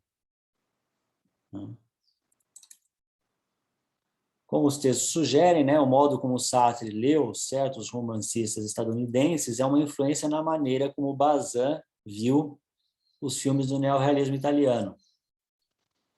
Em outras palavras, ancorado na comparação de que o neorrealismo cinematográfico é o equivalente do romance americano, Bazin propõe várias características nos filmes italianos que lembram muito as características que Sartre propôs para o romance 1919, por exemplo, do João dos Passos, né? Então, a gente pode colocar uma do lado da outra, né? E isso será importante para vocês entenderem o cinema moderno, ou uma ideia de cinema moderno, né? Coloquemos lado a lado algumas delas. Em Bazin, lemos que os fatos não se engatam uns nos outros. Em Sartre, uma coisa não decorre de nenhuma outra. Em Bazin, os fatos se seguem. Em Sartre, a ordem das causas não se deixam surpreender. Em Bazin, temos uma apresentação elíptica dos acontecimentos. Em Sartre, a memória é crivada de buracos, os fatos pensados como inexplicáveis tumultos de cores, ruídos, paixões. Em Bazin, a recusa a análise dos personagens e ações deles. Em Sartre, os fatos no ponto para ser pensados, mas que o escritor jamais os pensa. Em Bazin, a realidade como um bloco indissociável. Em Sartre, os acontecimentos como irredutíveis. Quer dizer, tem toda uma ligação ali, né? Há uma mediação entre a ideia, quer dizer, um elemento fundamental, metodológico ali, um elemento fundamental para o modo como o Bazin foi ver o neorrealismo italiano, né? É um modo como o Sartre foi ver a literatura estadunidense. Tais comparações poderiam ser vistas somente como um exercício de rastreamento de influências na década de 40, não fosse o fato de que as confluências entre os autores tornaram-se a maneira de como se passou a caracterizar hoje o que se chama de cinema moderno. Veja-se, por exemplo, o modo como Jean-Baptiste Torré apresenta o verbete moderno no Dicionário do Pensamento do Cinema, publicado em 2012. Esse dicionário só não tem em português, só existe em francês, né? É muito bom esse dicionário assim para se situar em relação ao pensamento relacionado ao cinema, né? Tem evidentemente verbetes melhores e piores, né? Mas no caso do moderno, vejam vocês como está tudo ali já dito, né?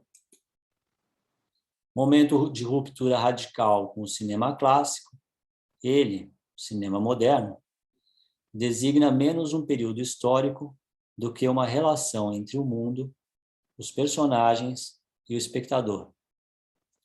A modernidade abre uma via de um cinema no qual os acontecimentos perdem sua significação, onde as ações dos personagens perdem motivação porque elas ganham opacidade.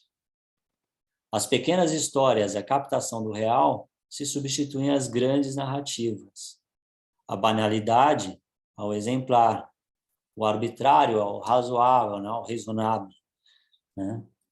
Quer dizer, é um momento outro do cinema, né? De um cinema nos acontecimentos, não é tudo encadeado numa rede perfeita de causas e efeitos, né?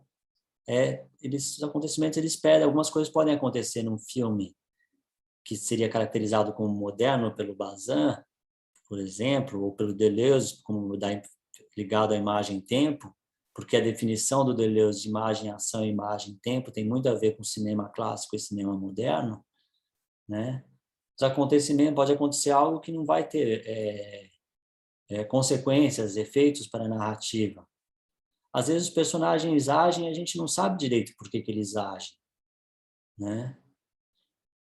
Contam-se pequenas histórias, né? Histórias que muitas vezes próximas de tentar ver o real tal como ele seria, né? Os filmes dos irmãos Dardenne, por exemplo, hoje em dia, substituindo as grandes narrativas, não é a história do herói que vai, né? Temos o banal no lugar do exemplar, em vez de contar a história, né, que servirá para todos, né? Não.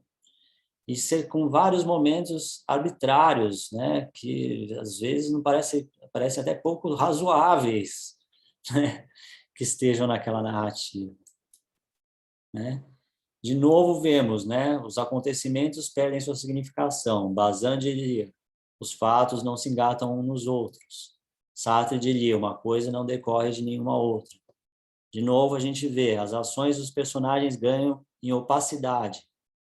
Bazin diria que as ações são integradas num bloco maior indissociável. Sartre diria que os acontecimentos seriam irredutíveis. De novo, a questão do arbitrário, né? Os fatos se seguem, assim por diante. Né? Os filmes, né, que o dicionarista, no caso que eu estou citando aqui, né, usa para exemplificar o cinema moderno são Viagem à Itália, do Rossellini, Blow Up, do Antonioni, e Corrida Sem Fim, do Monte Hellman. Além de citar cineastas como Bresson e os da Nouvelle Vague, no caso Godard, Rivette, Eustache e Alain Resnais. A lista certamente poderia ser expandida, mas temos aí já um certo conjunto de diretores e de obras que vai encontrar leitores entre os filósofos franceses desde a segunda metade do século XX, ou seja, até a filosofia na França contemporânea. Vejamos exemplos. Deleuze caracterizou o cinema moderno dentro de sua imagem tempo, né? Além de falar do neorrealismo italiano, Bazin, Rossellini, Antonioni, Godard, Rivette, Eustarque, né? Resnais. Badiou falou de Viagem à Itália, Blow Up, né? Bazin e de praticamente a mesma lista de cineastas de Deleuze-Torré. Rancière trabalhou Viagem à Itália, Rossellini, Bazin, Godard, entre outros. Cria-se aí, um certo momento, uma espécie de sistema, vamos dizer assim, né, de obras e autores, né, que serão lidos por certos filósofos, né? Esse momento ali que a gente viu cria, né, então, certos filmes como Europa 51, né, ou certos diretores como o Rossellini e o Godard serão enfrentados pela filosofia contemporânea francesa em muitos casos. Por isso que eu escolhi esse período para a gente trabalhar inicialmente, talvez fazer um segundo curso de difusão, aí sim falando de Deleuze, Badiou, Rancière, né? Aqui já está, já foi. Portanto, quando fazemos a comparação entre trechos das obras de Sartre e Bazin, podemos estabelecer mais coordenadas produtivas para indicar alguns dos motivos que levaram os filósofos franceses a dar uma atenção singular ao cinema, né? Sartre e Bazin estabeleceram um modo de ver o cinema, e no caso de Bazin, também um conjunto de autores, como Rossellini e obras, né? Além de influenciar toda a geração de críticos que formou a Nouvelle Vague. Está escrito isso aqui, eu acabei de falar. Então, assim, retomando alguns pontos, né, da relação entre a França, a filosofia e o cinema. Primeiro ponto, nós vimos a influência da teoria do drama de Diderot, né, que, de acordo com Zondi, né, influenciou o mundo inteiro. Né? Então, o primeiro ponto é a influência da teoria do drama do Diderot, um filósofo. Segundo ponto, vimos que a criação do gênero melodramático, que deve, né, Diderot também, né, para Thomas é um fenômeno francês que se espalhou pelo mundo. Né? Terceiro ponto, né? Vimos que a França inventou o cinema, e segundo Frodon, a hipótese do Frodon, né, com a finalidade de continuar a Revolução Francesa. Né? Quarto ponto, a exportação do modelo francês de melodrama era predominante até a Primeira Guerra Mundial, com a liderança mundial da Pathé, com melodramas que buscavam o cinema como ilusão de realidade, ou seja, vindo dessa tradição, né, do teatro burguês ali, da teoria do teatro do Diderot, melodrama, né, e depois essa ideia de ilusão de realidade, né, que ligada ao melodrama que se difunde pelo mundo, né? Quinto ponto, a partir do caminho que vai de Sartre, passa por Bazin e chega na revista Cahiers du Cinéma, a França foi o lugar onde surgiu, no final da década de 50, a Nouvelle Vague, que, como vimos, né, é um movimento estético radical, que marca a explosão de um cinema moderno no país, feito a partir de referências diversas, cineastas como Rossellini, Howard Hawks, Hitchcock, e cujos nomes mais marcantes vieram da crítica, né? Como vimos, é um movimento que influenciou o mundo na mais pura tradição das luzes e da Revolução Francesa, nas palavras de Frodon, né? Influenciou aqui o cinema novo, né? Como eu disse. Sexto ponto, como vimos, a novela vague constitui o aspecto principal de um conjunto muito mais vasto. A construção, a organização e o reconhecimento na França de uma certa relação com o cinema, né?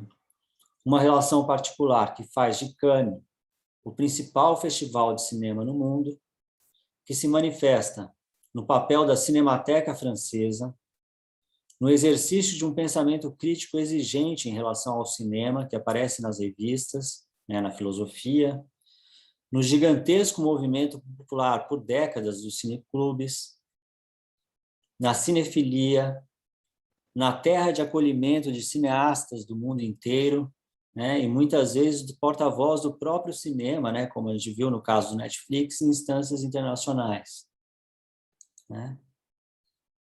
Poderia dizer mais coisas, né, mas para os objetivos do curso acho que já são pontos suficientes, né, para esclarecer que ali existe uma relação muito singular entre a filosofia, né, e o cinema na França.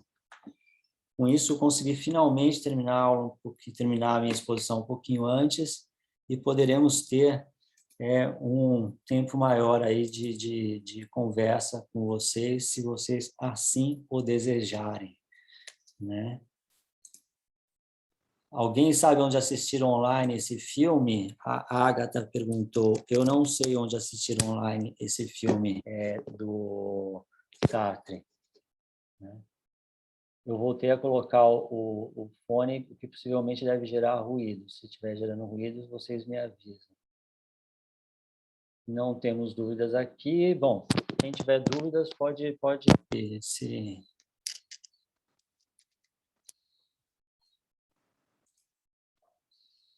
Jonas tem dúvidas. Por favor, Jonas, abra o microfone e fale.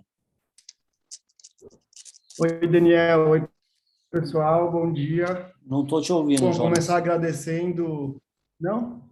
Ah, agora será sim. que... Agora sim. Sim?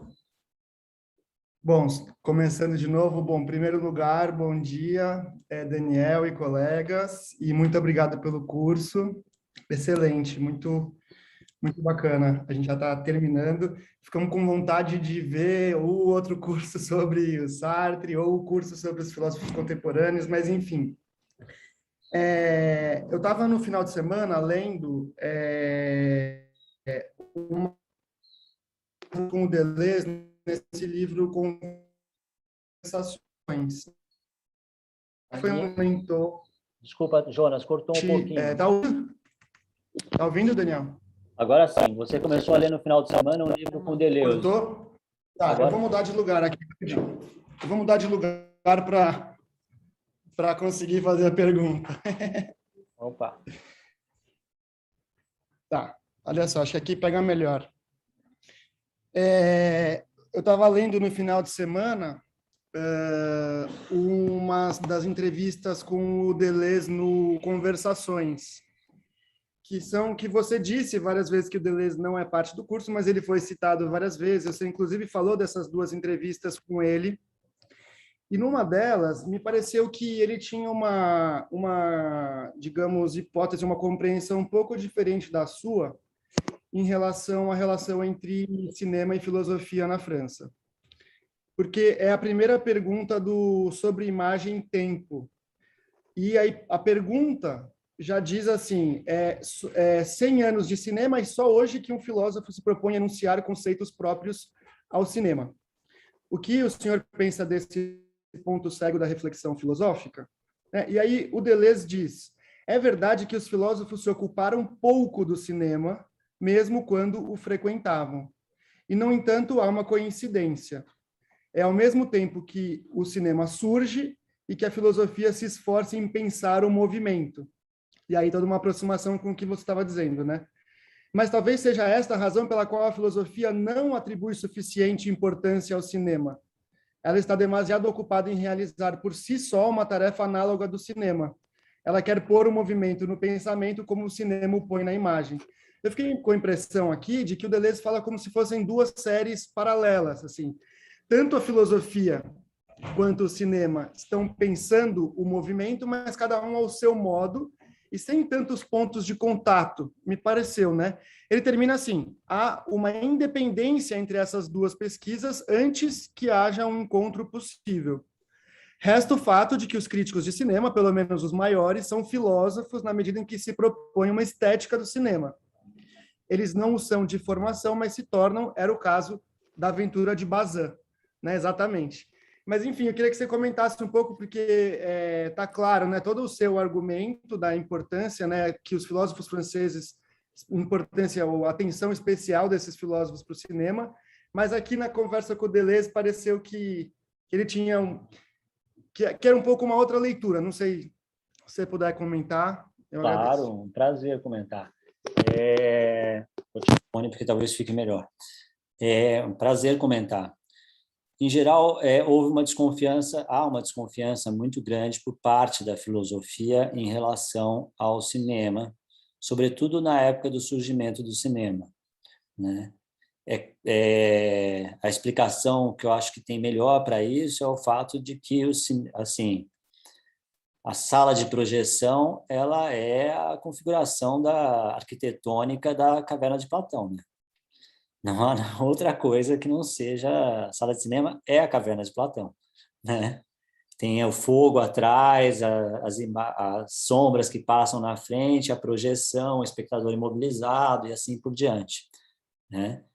Então, houve autores que não eram filósofos de formação, etc., que foram os primeiros teóricos do cinema, assim por diante, né?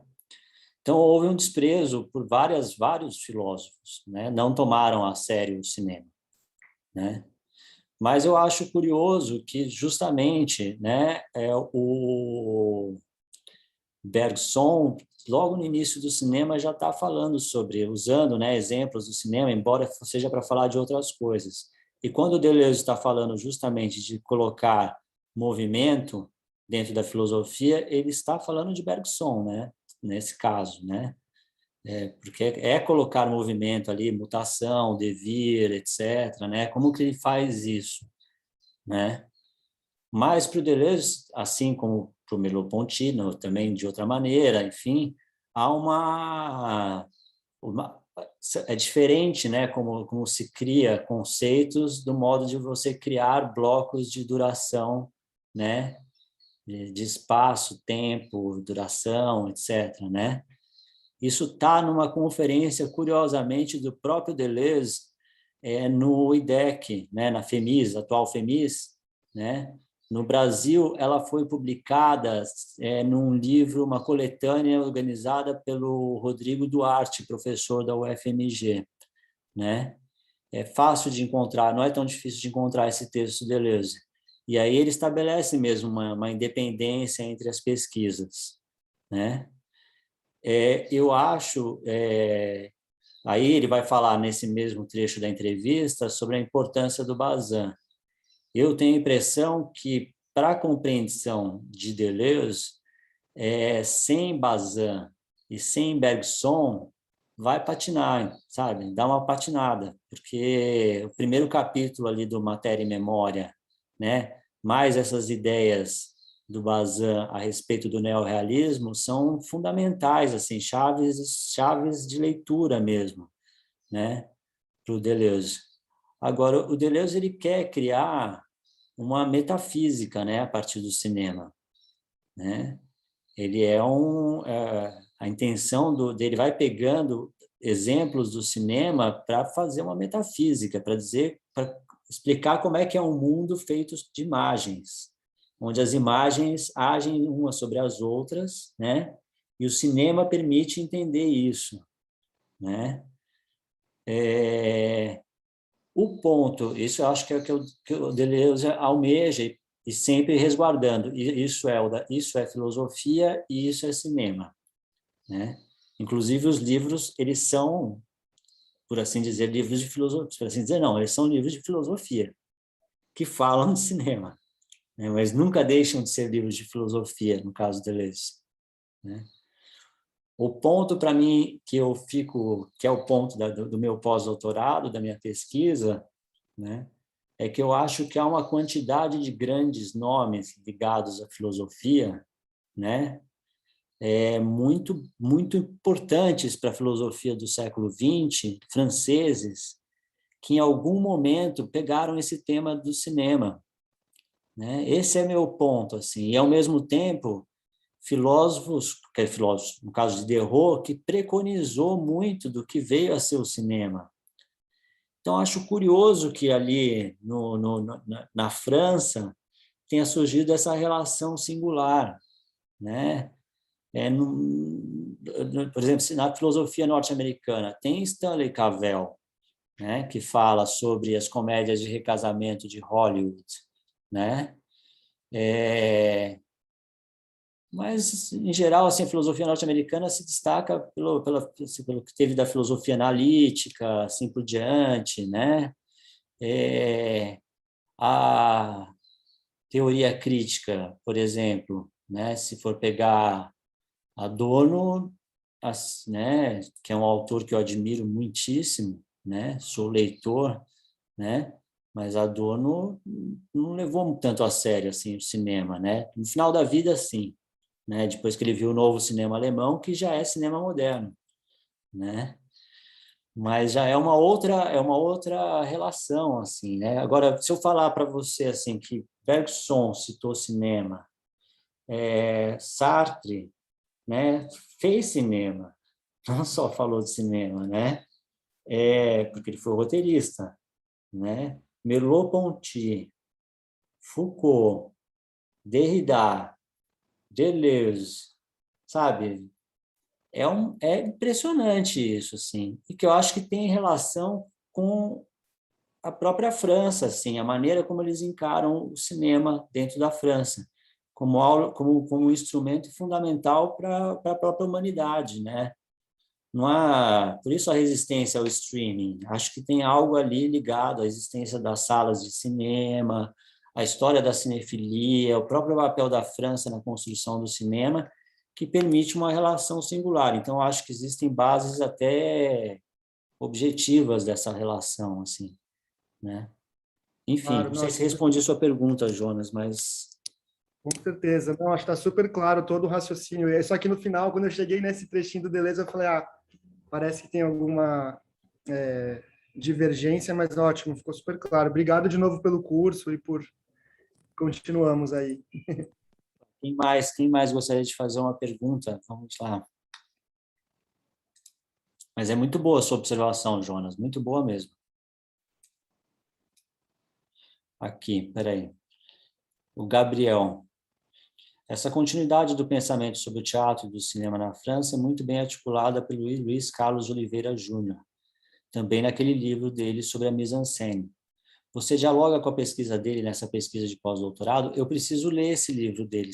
Eu devo confessar que eu não li, né, esse livro dele, mas ele é um nome importante aí dentro das pesquisas contemporâneas do cinema no Brasil. Acho que eu só ouço falar bem. Mas se você leu e quiser fazer algum tipo de articulação, sinta-se à vontade para falar aqui, compartilhar comigo e com os colegas.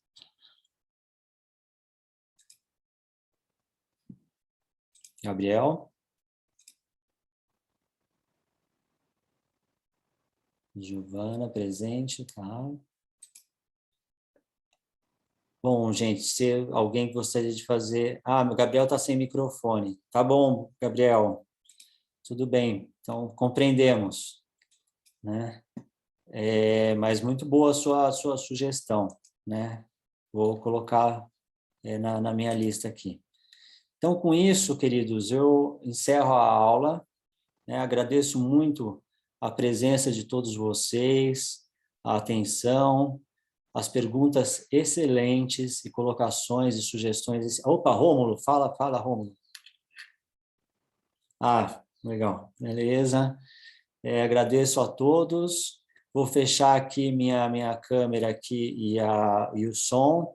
E eu espero ter a oportunidade de encontrá-los algum dia para ouvi-los, para conversarmos, para outras aulas, se possível ao vivo, né? Agora que tomara que estejamos superando esse momento tão difícil que estamos passando.